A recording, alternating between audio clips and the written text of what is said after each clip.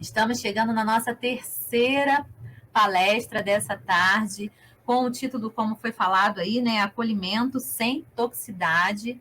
E nós temos nessa participação a psicóloga Juliana Souza da Costa. Ela é especialista, né, em saúde mental e atenção psicossocial, tem como abordagem na psicoterapia a abordagem cognitivo-comportamental. Juliana, seja bem-vinda, agradecemos aí pela oportunidade, esperamos que seja enriquecedora, assim como as demais já aconteceram, e que você seja uma bênção, transmitindo conhecimento a todos nós. Obrigada, Fabiana. Uma boa tarde a todos. É um prazer estar aqui com vocês nesse evento tão grande, tão importante, né? Com temas tão relevantes que nós precisamos tratar e que, com certeza, está sendo de grande relevância para todos que estão aqui assistindo e participando.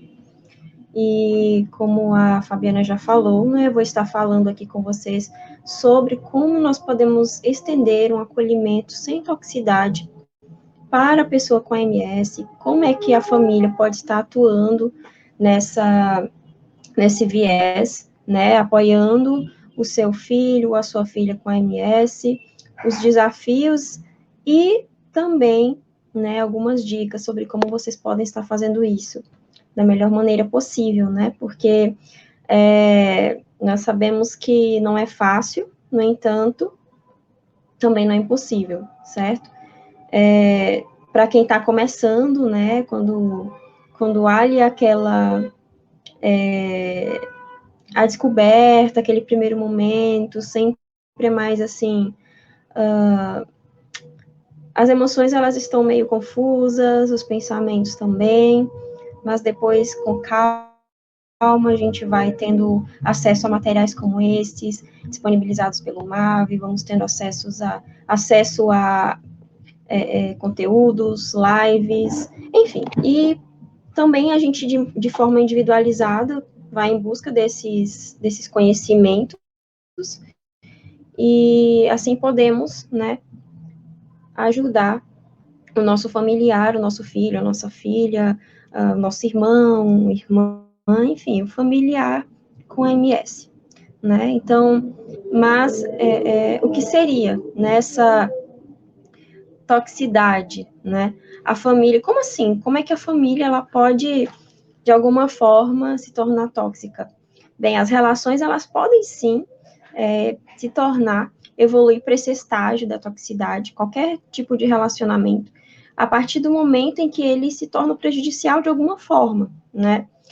E vamos lá, vamos partir do princípio. Eu gostaria de fazer com que vocês refletissem sobre algo. Imagina só que você tem um determinado segredo e para você falar sobre isso é muito difícil, mas chega um dia em que você resolve falar para alguém da sua confiança, um familiar, né, sua mãe ou seu pai, e no momento em que você faz isso, ao invés de você ser acolhido, você recebe algumas críticas, recebe algumas palavras de acusação, por exemplo, enfim, né? Ou então, muitos questionamentos do porquê que você se tornou assim, como se isso fosse algo que pudesse ser escolhido ou coisa do tipo, sendo que nós sabemos que não é bem assim, né? Você já tem acompanhado até aqui, e quem já faz parte do MAV há mais tempo também já tem acesso aos conteúdos, já sabe que não se trata de algo simplesmente circunstancial ou opcional, né? Mas muito pelo contrário. Então, esse primeiro momento, esse acolhimento da família, ele é essencial para que a pessoa com MS ela possa se aceitar, para que ela possa ressignificar essa situação, para que ela possa né, dentro das condições dela, se conhecer e, quem sabe, né, entender as causas, o que levou ela a essa situação, né? Enfim, então hoje nós vamos falar basicamente sobre os relacionamentos, certo? Então, assim, hoje em dia nós lidamos com várias situações relacionadas à questão da sexualidade. Quando eu falo sexualidade, eu me refiro ao tema em geral, não apenas à questão da homossexualidade, certo? Então, muitas pessoas, por exemplo, hoje em dia é muito comum e é um problema que nós enfrentamos há muitos anos, décadas, que é a questão da gravidez na adolescência, que é um tema que é bastante abordado, nós temos campanhas feitas pelo Ministério da Saúde, Ministério da Educação, nas escolas, enfim. E essa situação, vamos supor que acontecesse na nossa família. Pensa comigo, como deve ser difícil para uma adolescente, né, vamos supor, de 15, 16 anos, 17 anos, descobrir que ela ficou grávida, de que ela está grávida, por um descuido, por um erro, né, por algo que não foi planejado. Só que esse desespero, por assim dizer, essa situação, ela é algo que aconteceu ali naquele momento. Foi algo, assim, circunstancial que, por um motivo, né, de descuido, aconteceu. Ela vai enfrentar ali uma situação complicadíssima, né, para falar para esses pais. Como é que ela vai falar para o pai ou para a mãe, vamos supor, aos 16 anos, que está grávida? Então, realmente é algo, assim, que pode provocar um sofrimento nessa adolescente, nessa jovem. E o medo dela, né, principalmente, é de não ser aceita, de ser julgada, de ser, às vezes, hoje em dia nem tanto, mas até algum tempo atrás, acontecia que quando uma jovem ela engravidava na adolescência, os pais expulsavam de casa, principalmente o pai, por uma questão, assim, de cultura machista e tudo mais, que nós já conhecemos. Hoje em dia, até que não. Às vezes a família consegue entender e, por mais que fiquem chateados ou decepcionados, mas eles acolhem aquela adolescente, né, e o netinho ou neta, e acabam cuidando juntamente com essa filha. Então, imagina o trabalho, assim, que essa jovem teve de se preparar, para contar, sabe, sobre essa situação para os pais. Mas eu gostaria de fazer você pensar comigo sobre um outro aspecto. Imagina um jovem de 16 anos que tem AMS. Imagina essa jovem que eu falei, que estava grávida, supostamente, né, numa situação hipotética, essa jovem, ela vinha enfrentando isso, vamos supor, há semanas, ou talvez alguns poucos meses de gravidez. Mas esse jovem de 16 anos, perdão, que está enfrentando essa questão de ter que contar para os pais que tem AMS, ele já vem com essa situação há anos. Sabe o que eu estou querendo dizer? A diferença, ele já tem sofrido durante anos para conseguir contar para esses pais, para conseguir se abrir com alguém, para, como as pessoas dizem coloquialmente, assim, popularmente, sair do armário. Então, ele já vem lutando ali, né, por anos e anos. E, finalmente, aos 15, 16 anos, 17 anos, ele consegue ter uma maturidade emocional, ou ela, né, consegue ter uma maturidade ali, ou talvez nem tenha essa maturidade, mas ela acaba tendo que contar, até porque existem os trejeitos, existem as pistas que a família acaba percebendo e em algum momento ela se vê na situação de ter que contar para essa família que está passando por isso, que tem a MS, né, que é a atração pelo mesmo sexo. Então, pensa comigo, o tempo de sofrimento que essa pessoa teve, não é? O tempo que essa pessoa, esse jovem, guardou aquilo para si e não conseguiu falar para sua família. Imagina o sofrimento psicológico de ter que suprimir todas essas informações que muitas vezes estão relacionadas a questões traumáticas no passado, por exemplo, estão atreladas a questões de bullying, preconceito, que esse jovem já deve ter sofrido por esses anos na escola e em outros lugares. Então, uma situação, assim, bastante difícil para esse jovem. E nesse momento que ele cria coragem, que ele junta todas as suas forças, as forças que ele tem naquele momento, ele tenta juntar tudo que ele tem, assim, de coragem, de força, de argumentos, para se dirigir ao seu pai ou à sua mãe, para contar, né? Contar que ele tem a MS. Não é uma série de questionamentos, mas por quê? O que foi que eu fiz de errado com você? Ou mesmo assim, de acusações, sabe? Ou até palavras duras. Eu não te criei para isso, você está me decepcionando, você não era para ser assim, assado, e aí começam essas expressões que, por sua vez, que já teve que sofrer por tantos anos guardando essa informação e juntando as forças que tinha para conseguir contar. Às vezes acontece da família descobrir de outra forma, através dos sinais que vão sendo mostrados ali por aquele jovem, ou mesmo por alguma pessoa que chega e conta, aí a família vem e pergunta, é verdade, fulano me contou que você é isso e assim, assado, que você é gay, que sabe? E aí vai, assim, num tom de acusação para esse jovem, fazendo com que ele se sinta o quê? Acuado, com que ele se sinta, assim, culpado por estar naquela situação, sendo que ele não tem culpa, porque não foi uma questão de mera escolha, não foi uma situação que ele queria estar ali.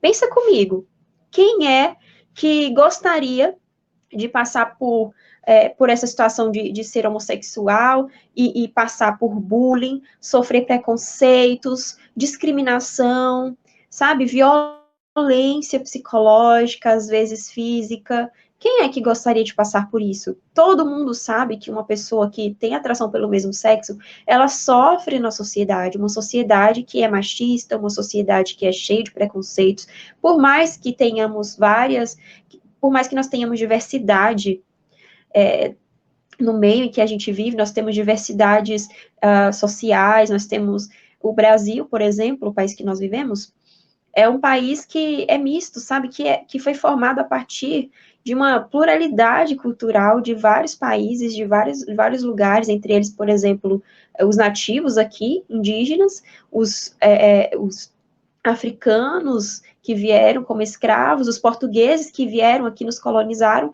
e vários outros povos que vieram também naquela época para colonizar o Brasil, para conseguir alguma coisa aqui, né, no momento que o país estava ali em alta questão da extração do pau-brasil, por exemplo, o ouro, as pedras preciosas, e toda a riqueza que nós tínhamos e temos ainda aqui, né, claro, mesmo tendo sido já muito explorado, mas o país continua sendo um país muito rico. Mas eu quero me referir ao seguinte, quando eu falo de toda essa pluralidade, mesmo a gente tendo tudo isso, nosso país continua sendo um país repleto de situações como essas, nas quais as pessoas sofrem bastante com esse preconceito e por aí vai. Então, esses jovens com a MS, eles já vêm de uma situação, de uma realidade bem difícil, uma realidade na qual eles foram muito julgados, na qual eles já passaram por todo tipo de discriminação. Então, o que eles menos precisam naquele momento é passar por um tipo de questionamento e por um tipo de julgamento da família, sabe? Então, acolhimento. O que é acolher? Acredito que ficou bem claro, assim, a situação, né? Como que esse jovem enfrentou e tudo mais até ali, naquele momento. E quando a família descobre, a primeira coisa que tem que ser feita, tá? Acolher. Mas antes de falar sobre essa questão do acolhimento, eu vou também falar um pouquinho do ponto de vista da família, porque eu sei que não é fácil, porque os pais, eles têm expectativas, certo? quando eles têm um filho, quando um pai gera um filho ou uma mãe gera um filho, aquele filho, ele já, antes mesmo de nascer, os pais, eles fazem planos para esse filho. Os pais já têm várias expectativas e eles já traçam toda uma... eles traçam toda um plano de vida para aquele filho. Ah, meu filho vai ser isso, vai ser aquilo, vai ser um médico, vai ser um grande advogado, quem sabe, eu quero que seja uma pessoa, assim, reconhecida na sociedade, e por aí vai. O filho nem nasceu e já vem todos esses planos. E quando o filho, ele nasce, por exemplo, com uma determinada deficiência, quando esse filho nasce, por exemplo, surdo, aí vem a frustração, né? Vem um luto dos pais pela perda do filho que eles idealizaram, né? A perda do filho idealizado. E quando esse filho vem com a MS, para os pais também há uma frustração. Para eles é como se aquilo fosse assim algo muito ruim, ao fim do mundo, e eles já se frustram e às vezes até se culpam. O que eu fiz de errado para o meu filho ser desse jeito? Por que meu filho nasceu assim? Será que é minha culpa? Ou então culpa o próprio filho por isso. Ah, foram os relacionamentos, foram as companhias nas quais você estava, foram seus amigos que te influenciaram, sendo que isso não é uma coisa que possa ser meramente influenciada a outra pessoa. Claro que a gente sabe que a mídia, as pessoas, elas realmente influenciam umas às outras, e a mídia também exerce algum tipo de influência na nossa mente, mas não é algo... A MS não é algo tão assim superficial a ponto de ser simplesmente enfiada na nossa cabeça para a gente poder ser isso simplesmente porque eu vi em algum lugar, porque alguém me disse, porque meu colega sabe? Então, a MS é algo que é desenvolvido lá no início, sabe? Muitas vezes, nós sabemos que tem vários fatores relacionados, e isso já foi falado aqui, Flávio e outros palestrantes já falaram sobre isso, né? Não é bem esse o tema que estou falando, mas o que eu quero dizer com isso é que não dá para a gente perder tempo ali, naquele momento, o primeiro momento em que aquela pessoa, aquele jovem, precisa do acolhimento, porque, como eu falei, ele já vem carregando marcas e sofrimento durante um bom tempo da sua vida, durante anos ali, sofrendo, e muitas vezes calado, porque não pode dizer, certo? Inclusive, eu já tive um paciente que passou mais ou menos por isso, certo? Ele, aos 15 anos de idade, eu o ajudei a contar para a mãe dele que ele tinha AMS dentro do consultório, porque ele não conseguia contar sozinho. E para ele não foi nada fácil. Até ali, até os seus 15 anos de idade, ele sofreu muito guardando aquilo para ele.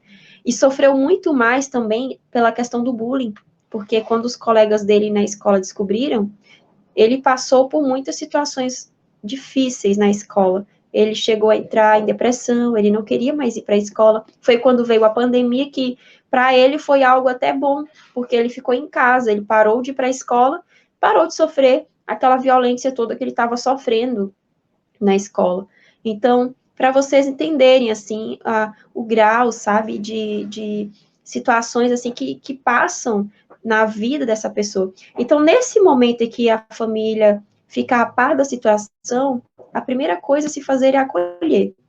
Como eu estava dizendo, não é fácil, né, para a família descobrir isso. A primeira situação que vem é o desespero, as culpas, os questionamentos, mas isso não significa que essas pessoas, né, que essa família não possa também ser acolhida e também tentar ali ressignificar isso.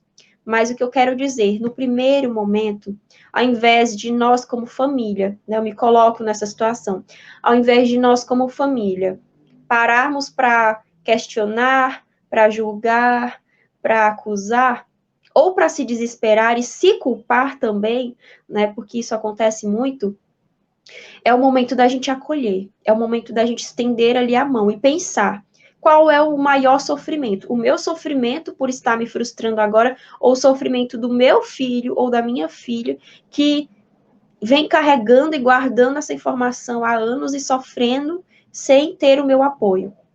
Então, eu preciso ter uma prioridade. Inclusive, uma vez, num outro momento, eu fiz uma comparação, que foi a seguinte: quando uma pessoa ela vai para o pronto-socorro com um determinado problema de saúde, ela está em estado grave ali, está no pronto-socorro, os médicos, eles não vão procurar primeiro a causa do que levou aquela pessoa àquela situação. A primeira coisa que os médicos vão fazer é tentar resolver aquela situação, tentar estabilizar o quadro do paciente, tentar fazer com que aquele paciente sobreviva àquele estado no qual ele está, no qual ele se encontra, quase podendo perder sua vida. Por que eu estou dizendo isso? Porque eu sei que também é importante descobrir o que causou aquilo, por que aquele paciente chegou naquela situação, o que levou ele a isso, e como fazer para daqui para frente, o que nós vamos fazer. Mas naquele momento, o que os médicos precisam e devem fazer é salvar a vida daquele paciente, é oferecer o primeiro atendimento emergencial. Então, vamos fazer aqui uma alusão a isso, uma analogia, no caso, porque o paciente com MS, naquele momento, pode-se dizer que ele também está no estado grave, por assim dizer, no estado de sofrimento emocional intenso, precisando de todo o amparo possível. Depois, nós podemos analisar e conversar e saber como é que foi, o que aconteceu, né? Depois nós podemos fazer isso. Naquele primeiro momento, a gente precisa saber como aquela pessoa, aquele filho se encontra, sabe? Oferecer o apoio que ele precisa, um colo, um abraço, um eu te amo nesse momento é algo que é essencial. Filho, independentemente de qualquer coisa, eu amo você, sabe? Isso é o que ele precisa. O acolhimento, agora vamos para esse conceito de acolhimento, né? O acolhimento é algo que pode ser realizado. O sentido de acolhimento é o receber alguém, certo? De uma maneira humanizada. Em outras palavras, eu, como psicóloga, eu posso fazer o acolhimento do meu paciente. O que quer dizer? Quando eu tenho um paciente que chega numa situação assim, bem crítica, onde ele está precisando muito desabafar, ele está em estado choroso, precisando chorar, naquele momento, eu simplesmente vou acolher o meu paciente. Eu vou fazer com que ele se sinta ali numa situação de liberdade para falar o que ele sente, numa situação assim onde ele se sinta bem ao estar falando comigo, certo? Fazer com que ele se sinta bem recebido e numa situação assim de humanização mesmo, sabe, daquele paciente.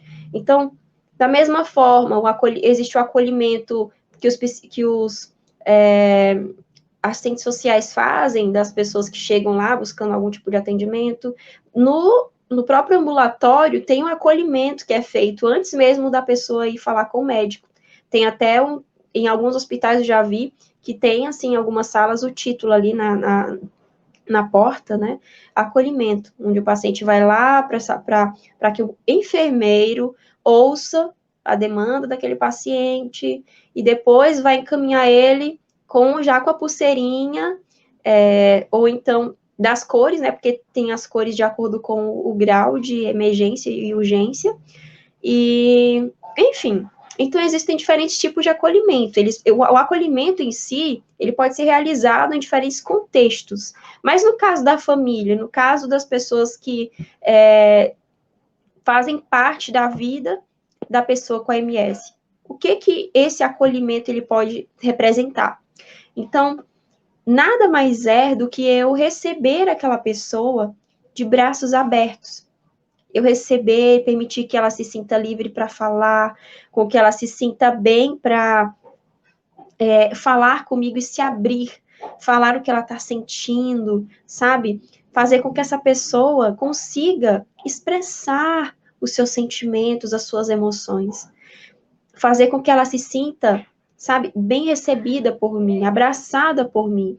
Embora talvez eu não esteja me sentindo feliz como um familiar, vamos supor uma mãe que tem todas as expectativas em cima daquele filho, quando ela descobre, pode ser algo assim desesperador para essa mãe. E a primeira reação é a negação, né? Toda pessoa, quando ela passa por um processo no qual ela não aceita algo, no qual ela sente que perdeu algo, no caso, o filho ideal, ela perdeu ali naquele momento, ela vai passar por um processo de luto. E a primeira fase do luto é a negação. Acredito que você já deve ter percebido, assim, quando acontece algo, alguém morre, um acidente, alguma coisa, a primeira reação é não, eu não acredito que isso aconteceu, sabe?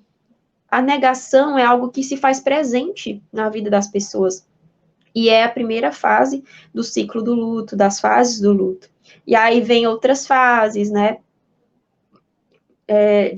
Como, por exemplo, a barganha, a raiva, a tristeza. A última fase é a aceitação.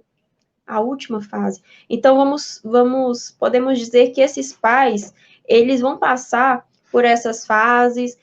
Nós sabemos que nem sempre há uma ordem cronológica dessas fases. Às vezes a pessoa pode até voltar em uma outra fase, depois passar para outra, e talvez não passe por todas as 5 fases, né? Vai de pessoa para pessoa, mas de maneira geral, eles vão passar por um processo de luto, esses pais, e eles vão ter que aceitar, ressignificar todo aquele contexto, toda aquela ideologia que eles tinham, aquelas expectativas que eles tinham, certo? Sobre aquele filho ou aquela filha. Então, não é algo fácil para a família, no entanto, é necessário para que eles possam ajudar este jovem, para que eles possam ajudar essa pessoa que está naquele momento precisando daquele acolhimento, daquele amparo, daquele apoio, certo? Emocional. Então, gente, vamos lá.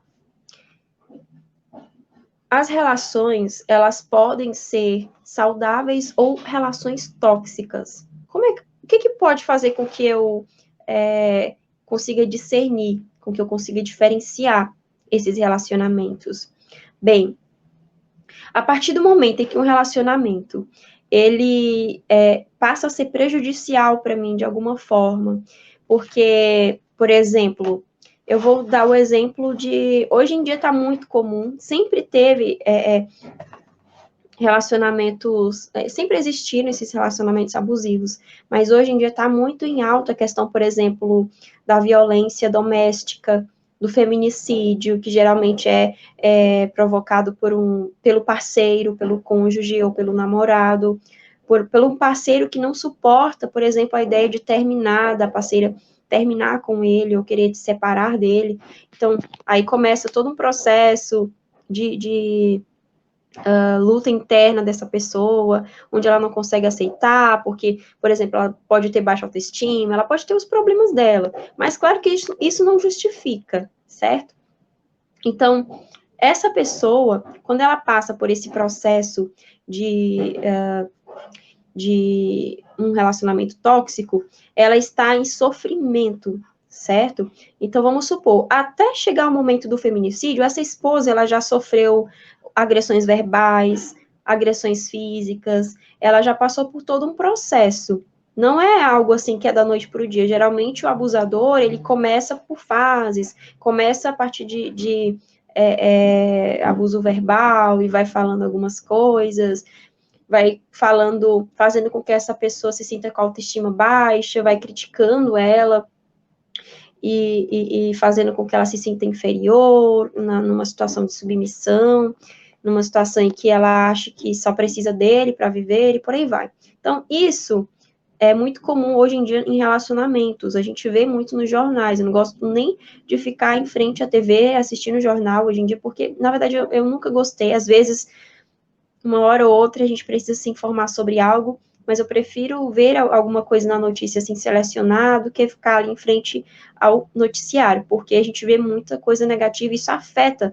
a nossa saúde mental de certa forma.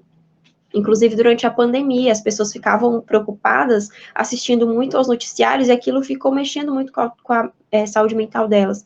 E recomendou-se na época, né, que as pessoas parassem de fazer isso. Então, hoje em dia também Não recomendo muito que as pessoas assistam o noticiário todos os dias e por muito tempo. Claro que é importante se informar, certo? Mas tudo nas suas devidas quantidades certas, né? Tudo precisa de equilíbrio. Mas voltando, dentro da família também pode sim existir relacionamentos tóxicos, como por exemplo as críticas excessivas, né? As cobranças excessivas, o julgamento excessivo, quando eu começo a pressionar o meu filho ou a minha filha de alguma forma para ser aquilo que eu quero que ela seja, para muitas vezes os pais, como eu falei, eles têm expectativas e muitas das vezes os sonhos deles que eles tinham de infância ou da juventude que não conseguiram realizar, eles projetam esses sonhos nos filhos. E esses filhos se tornam como se fosse ali um projétil daquele pai para se tornar algo que ele desejou ser e não foi, e quer que o filho seja aquilo. Então, esses filhos passam a ter ali digamos que uma pressão para fazer aquilo que o pai ou a mãe quer que seja, que ele faça, né? Então, começa a questão de não deixar sair, de não deixar fazer aquilo, de começar a pressionar aquele jovem, aquela jovem, de certa forma, e assim essa pessoa ela vai se sentir acuada, ela vai se sentir cada vez mais invadida, a sua privacidade, o seu espaço vai estar sendo invadido, vão estar sendo invadidos. Eu não estou dizendo assim que os pais devem também ser liberais e permitir que os filhos façam tudo o que quer, principalmente se esses filhos forem menores de idade, certo? Porque a responsabilidade sobre esses filhos está nesses pais, né? Mas uma coisa é eu cuidar do meu filho, eu ter ali um certo cuidado, saber para onde ele vai, com quem ele vai, em determinados locais, realmente não é interessante que esse filho frequente, então pode haver sim uma intervenção desses pais em não deixar que eles vão. No entanto, nós sabemos que não dá para sufocar esses filhos e ficar, por exemplo, bisbilhotando o tempo inteiro a vida dele, tentando ali checar. Vamos supor, porque a gente tem as devidas fases, né? Uma criança, certo? É interessante sim que os pais eles fiquem de olho no que essas crianças estão fazendo e no celular, por exemplo, está ao invés de permitir que essa criança tenha acesso ao YouTube normal, que, por sua vez, tem conteúdos ali que são prejudiciais para essa criança, e por aí vai. O adolescente, ele já está numa fase em que ele precisa de privacidade, onde ele quer um pouquinho de espaço. Eu não estou dizendo que também que os pais devem deixar ele ter espaço, assim, de sobra, sabe? Tudo em excesso é prejudicial, como eu falei. Assim como tudo em falta, quando as coisas estão faltando de alguma forma, estão escassas, aquela atenção, também é prejudicial. Então, é necessário que esses pais, eles consigam ter ali um equilíbrio, certo? Nessas cobranças, nessa questão de ficar atento a esse jovem, né? Dá um pouquinho de espaço. Se você é uma pessoa que costuma confiar no seu filho, conversar com ele, por exemplo, assim, ter uma relação assim de amizade, você vai ver que naturalmente ele vai contar tudo para você, não vai te esconder. Mas sabe, quanto mais a gente pressiona alguém para que essa pessoa nos conte algo, ou para que ela faça algo que a gente quer, mais a gente está afastando essas pessoas da gente, principalmente caso se trate de um adolescente, de uma pessoa nessa fase. Se for uma pessoa adulta, um filho adulto, aqui a gente está falando de modo geral, não tem uma faixa etária específica, né? Então, uma pessoa adulta também, aí às vezes os pais gostam de interferir, porque os pais, eles têm, tipo, uma impressão de que os filhos, eles não crescem, né? Então, assim, eu mesma tenho já sou uma jovem, uma adulta jovem, né? E às vezes eu sinto que a minha própria mãe me trata assim um pouquinho como adolescente, aí lá vai eu explicar, peraí, mamãe, não é bem assim, tudo mais, com todo o respeito, né, que cabe a ela, mas às vezes os pais fazem isso, mas assim, é interessante que haja um respeito do espaço do outro, mas como assim? Nós sabemos que cada pessoa precisa do seu espaço. Por exemplo, eu tenho uma paciente que ela já tem 22 anos e ela é tratada como praticamente uma criança. Ela não tem espaço, ela não sente que tem privacidade ou algo assim. E ela realmente é infantilizada porque a família protegeu tanto ela, sabe? Que hoje em dia ela não consegue ter autonomia de fazer coisas assim simples que alguém da idade dela deveria saber, sabe? Então, eu estou tentando trabalhar com essa paciente a questão da autonomia, da autoconfiança, de que ela pode fazer o que ela precisa fazer, o que ela quer fazer, ela não precisa de um tutor ali acompanhando ela para coisas tão simples, sabe? Então, da mesma forma, o nosso filho, né, com a MS, ele precisa que eu confie nele. Não dá para simplesmente eu querer impor algo ao meu filho ou à minha filha. Peraí, filho, não é assim, você não pode ser assim, o assado tem que ser assim, você não pode sair, você não deve fazer isso. Se eu começo simplesmente começo a impor, certo? Impor padrões, impor comportamentos para o meu filho, o que vai acontecer é que eu vou afastá-lo mais ainda de mim. Ele vai bater de frente comigo, e isso vai fazer com que o nosso relacionamento permaneça mais distante, certo? E as palavras também, muito cuidado com as palavras, certo? O acolhimento, ele deve acontecer de uma forma assim natural. Imagina, pensa comigo, você um dia também, né? Se nós temos alguns pais aqui nos acompanhando, temos pessoas de diferentes faixas etárias, todo mundo aqui que é adulto já foi um dia criança, já foi adolescente, quem já é um adulto de 30 para lá já foi um adulto jovem também, dos 20 e poucos anos de idade. Então, a gente precisa entender que nós já passamos por determinadas fases e hoje nós precisamos ter paciência com alguém que está passando por essa fase, tá? E eu já falei e volto a afirmar que a MS não é uma questão de mera escolha, onde essa pessoa ele simplesmente está ali porque ele simplesmente escolheu e quer e tá tudo bem para ele. Na verdade, você deve imaginar o sofrimento que foi para esse jovem, para ele conseguir chegar até ali, para ele conseguir falar com você, para ele conseguir se abrir com você. Então, tudo que ele não precisa naquele momento, né, a partir do momento que você fica a par disso, tudo que ele menos precisa é de alguém que fique questionando, que fique impondo, ou com palavras assim duras, sabe? Isso não é necessário e, na verdade, isso poderia prejudicar ainda mais a autoestima dessa pessoa. Vamos lá, alguém que viveu, talvez, assim, num conflito interno intenso, sabe? Durante anos da sua vida, não querendo, talvez, essa realidade, negando a si mesmo, tentando resistir. Essa pessoa, ela já enfrentou, como eu falei, possíveis abusos, assim, psicológicos, por exemplo, bullying, possíveis preconceitos no decorrer da vida. Então, uma pessoa que realmente já tem alguns traumas aí na sua história e que nesse momento em que ele está com a sua família, ele precisa de todo esse amparo, tá? Precisa simplesmente ser visto de maneira integral e não assim, sabe? Quando eu olho para o meu filho, eu só enxergo a MS nele. Sabe, o meu filho é muito mais do que uma pessoa com a MS. Ele é uma pessoa como qualquer outra, que tem sonhos, que tem vontade de,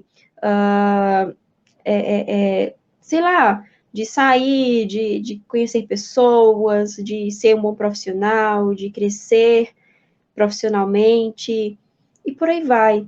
Tem o sonho de ter a admiração da sua família, de poder contar com a sua família, estar ali, sabe? Então, todo mundo precisa disso.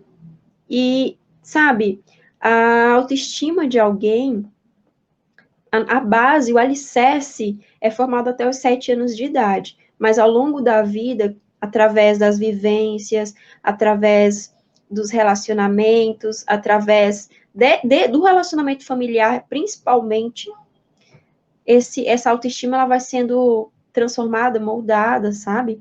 Então, obviamente que a visão da nossa família sobre nós interfere de alguma forma na nossa própria visão sobre nós mesmos.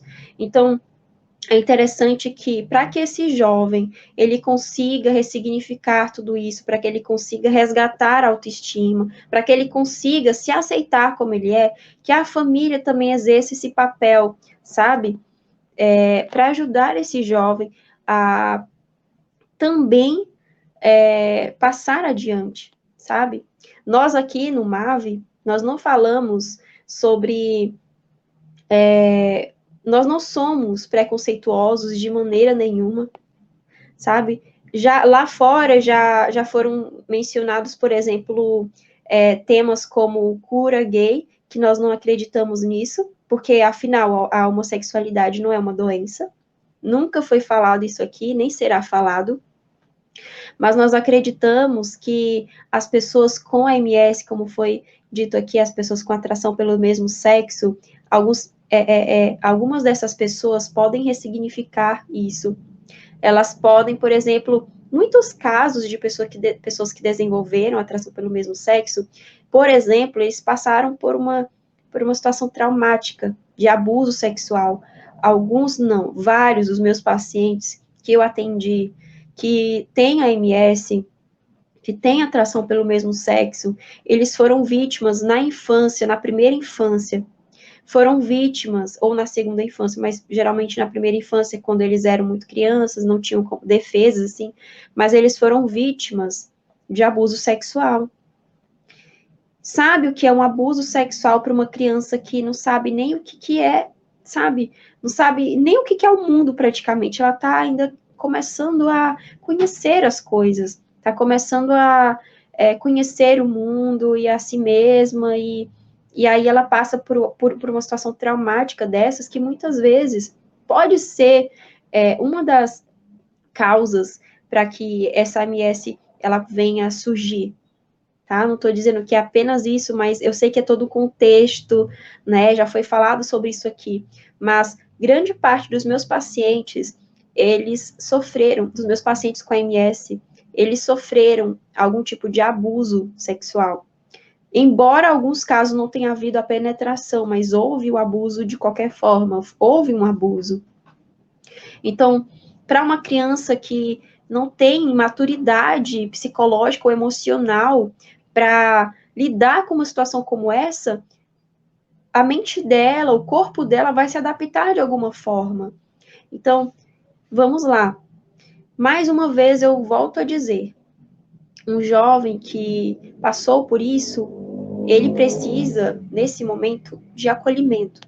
E a família, por mais que queira descobrir o que foi que aconteceu, tudo mais, por mais que queiram, por exemplo, tentar ajudar esse jovem a mudar de alguma forma, mas não é assim, as coisas não podem ser impostas, deve haver paciência de ambas as partes.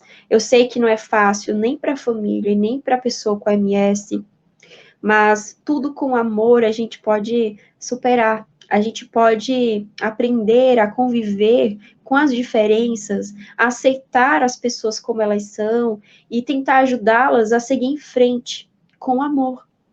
O amor, ele pode quebrar todas as barreiras, ele pode quebrar todos os preconceitos, ele pode quebrar os estigmas, os estereótipos que existem.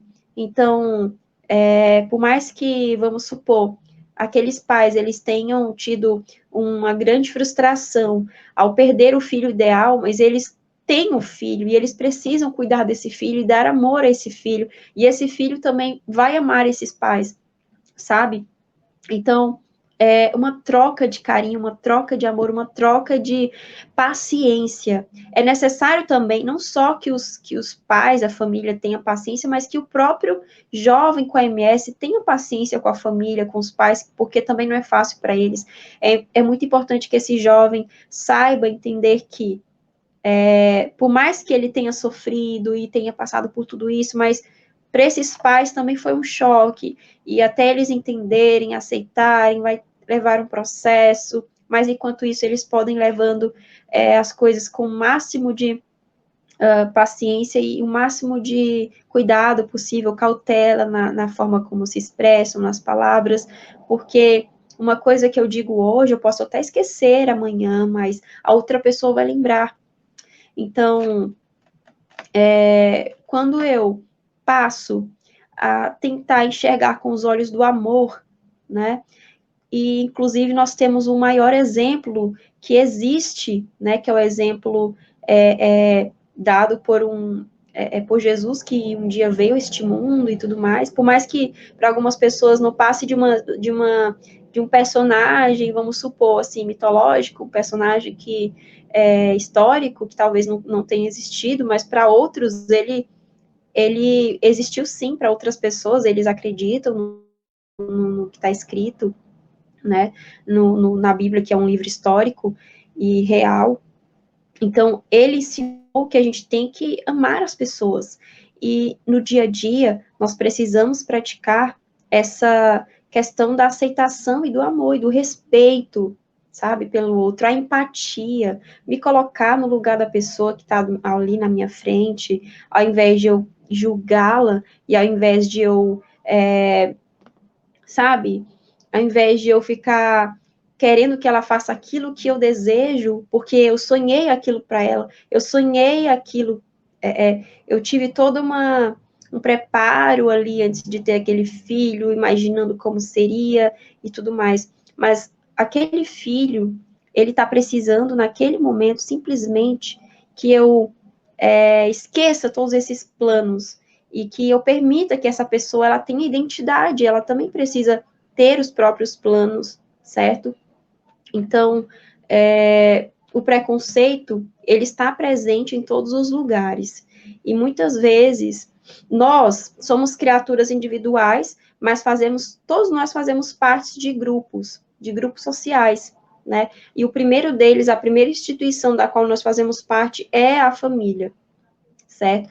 Dentro da família, como as pessoas lá fora, elas vão adquirindo e aprendendo certos comportamentos, certas coisas, não tem como a gente isolar as pessoas da sociedade. O preconceito que está na sociedade, muitas vezes, ele entra para dentro da família. Nós podemos ser pessoas preconceituosas, né, ou podemos conviver com pessoas preconceituosas no mesmo ambiente familiar. Então, a gente precisa ensinar para essas pessoas, porque as crenças erradas, os estereótipos, elas não vão ser quebradas de uma hora para outra, e nem sozinhas. Primeiro que para isso acontecer, as pessoas precisam se unir nesse propósito, né? As pessoas precisam explicar através da psicoeducação, através da explicação do que seja aquilo, fazer com que as pessoas entendam do que se trata. Por outro lado, além de precisar que as pessoas façam isso, é necessário também que haja uma perseverança, porque não é fácil até lá, até isso acontecer, coisas vão acontecendo, e a gente vai passando por algumas situações difíceis, né? Principalmente quando se trata da família, porque uma coisa é um estranho, alguém lá fora me dizer uma afronta e tudo mais, né? Insultar ou falar coisas assim, mas outra coisa é quando isso acontece dentro da família, certo? Então, nós precisamos quebrar esses estigmas e realmente acolher de todo o coração essas pessoas que precisam tanto do nosso apoio, tá? O que elas menos precisam é de julgamentos e coisas do tipo, elas precisam ali ser realmente acolhidas, como elas são, tá? Nós não podemos mudar ninguém, nós podemos nos mudar. E se até o momento nós percebemos que estamos sendo preconceituosos de alguma forma, percebemos que estamos agindo de uma forma que não está correta, que não está sendo coerente, O que nós precisamos fazer? Precisamos mudar isso, precisamos aprender, abrir a mente, sabe? E a enxergar com outros olhos, com olhos menos de julgamento e mais de acolhimento, de aceitação, de respeito, de humanização. Existem momentos da vida em que, por exemplo, quando eu estou atendendo alguns pacientes, a minha abordagem em terapia cognitivo-comportamental, eu sempre tenho ali mais ou menos um rascunho daquilo que eu vou fazer naquela sessão com o paciente, mas geralmente eu primeiro ouço o que aquele paciente está precisando naquele momento. Se aquele paciente está precisando chorar, ele vai chorar e eu vou ouvir e vou acolhê-lo, tá? Por mais que muitas das vezes as pessoas elas não saibam o que dizer, um simples acolhimento, um simples escuta de qualidade, sabe? Ouvir sem já estar armado, preparado para rebater ou para criticar aquela pessoa. É uma escuta de fato, uma escuta empática, uma escuta ali qualificada, uma escuta na qual existe um ser humano que está ouvindo outro ser humano, sem quaisquer julgamentos ou pré-julgamentos, sem quaisquer críticas, assim, de maneira pessoal, sabe? Quando um profissional da psicologia ele está atendendo um paciente, ele precisa colocar de lado tudo que ele pensa de maneira, assim, individual. Ele precisa colocar de lado, por exemplo, se ele tem uma religião, ele tem que deixar a religião de lado. Se ele tem vamos supor, uma ideologia política, alguma coisa assim, ele tem que colocar tudo isso de lado para ser simplesmente um ser humano que está ouvindo ali outro ser humano. Muitas vezes até as técnicas a gente tem que deixar de lado para ouvir aquele paciente, simplesmente para oferecer uma escuta bem assim qualificada, uma escuta humanizada. Então, da mesma forma, as pessoas elas podem tentar praticar isso no dia a dia, ao invés de a gente ouvir e já ir criticar, a gente pode ouvir e tentar ali fazer com que essa pessoa se sinta acolhida. Muitas das vezes as pessoas elas pagam uma consulta com um psicólogo simplesmente porque elas precisam desabafar com alguém. Já aconteceu comigo algumas pessoas me procurarem simplesmente porque elas precisavam falar, se abrir com alguém. E na vida delas, elas não tinham ninguém assim que elas pudessem falar, sem se sentir assim acuadas, sem sentir que estão sendo julgadas, sem sentir que a pessoa está ali criticando ela ou de alguma forma julgando, sabe? Porque nós não estamos na posição de juízes, estamos na posição de alguém que está ali acolhendo alguém. Então, por que eu estou dizendo tudo isso? Eu sei que a maioria das pessoas que estão aqui não são psicólogos, não são pessoas que são dessa área, mas a gente pode tentar aprender alguma coisa, sabe? Por exemplo, eu não sou médica, mas eu aprendi primeiros socorros e eu utilizo isso na minha vida, e várias vezes foi necessário, eu utilizei e ajudei pessoas. Então, tudo que a gente pode aproveitar de melhor de alguma área é interessante para a vida. Então, se você quer ser uma pessoa que acolhe uma pessoa, que se relaciona com uma pessoa de uma maneira que não seja invasiva, né, de uma maneira que não seja prejudicial para aquela pessoa, de uma maneira que ela não se sinta ali prejudicada ou de alguma forma vítima de algum tipo de preconceito da família ou algum tipo de abuso psicológico, por assim dizer.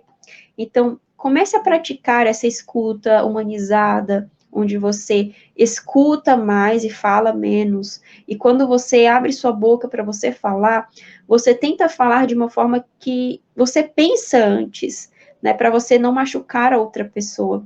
Porque muitas das vezes nós não nos preocupamos com a maneira como o que nós falamos vai chegar na outra pessoa e aquilo vai machucar ela. Então, nós precisamos medir as nossas palavras, certo? Nós precisamos ser mais empáticos, nos colocar mais no lugar das outras pessoas e pensar assim: eu não sou o único que está sendo atingido nessa situação. Quem é a principal vítima? Se eu, como familiar, estou me sentindo prejudicada de alguma forma porque as minhas expectativas não foram cumpridas, não foram alcançadas, imagina a pessoa que está passando por isso, imagina aquele jovem que tem a MS, que tem atração pelo mesmo sexo, imagina a frustração que ele passou durante a vida dele por estar indo, por estar numa situação que o coloca como o diferente do tradicional que as pessoas elas acreditam que seja, né? Então, muitas das vezes nós precisamos simplesmente ter um pouquinho de empatia, né? E tentar aprender a tentar praticar isso, certo? Então, eu imagino que vocês estejam aí com as suas conclusões. Falei aqui bastante, né? O tempo passa bem rápido, mas eu gostaria de estender aqui para vocês um momento, se vocês têm dúvidas, se vocês gostariam de fazer comentários ou coisas assim do tipo, né? Porque é um tema. Pode continuar, doutor. Sim, eu só estava dizendo, porque o tema é bem interessante, um tema que mexe diretamente com as pessoas, né? Então, quem quiser falar alguma coisa e tudo mais, fique à vontade. A gente quer agradecer muito, doutora Juliana, pela sua participação, fala tão alusiva a uma necessidade desse momento, né, que envolve as famílias e os relacionamentos. Não é o que fala, é como fala, faz toda a diferença.